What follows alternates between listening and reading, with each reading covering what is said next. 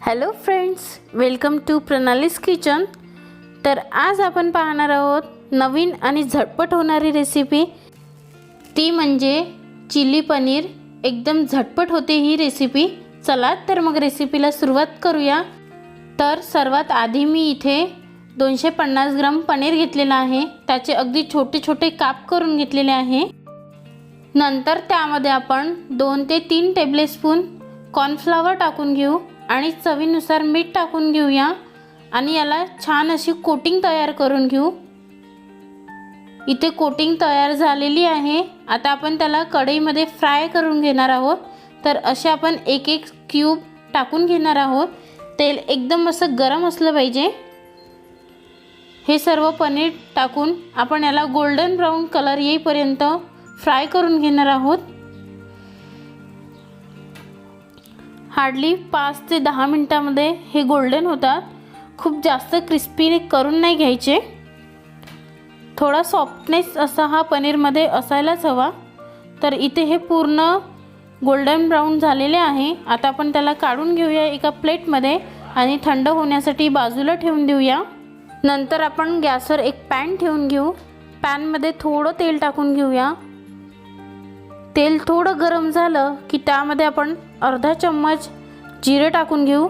जिरे ही माझ्या आवडीनुसार मी टाकलेली आहे, तुम्ही नाही टाकलं तरी चालते। नंतर यामध्ये आपण किसलेलं अद्रक आणि किसलेलं लसूण टाकून घेऊ आणि याला थोडं परतून घेऊया। हलका गोल्डन कलर आला की त्यामध्ये आपण शिमला मिरची आणि कांदे टाकून घेऊ। याला मी स्क्वेअरमध्ये कापून घेतलेला आहे। तुम्हाला आवडत असेल तर स्लाइसमध्ये सुद्धा कापू शकता। थोडा क्रंच येईपर्यंत याला टॉस करून घेऊ।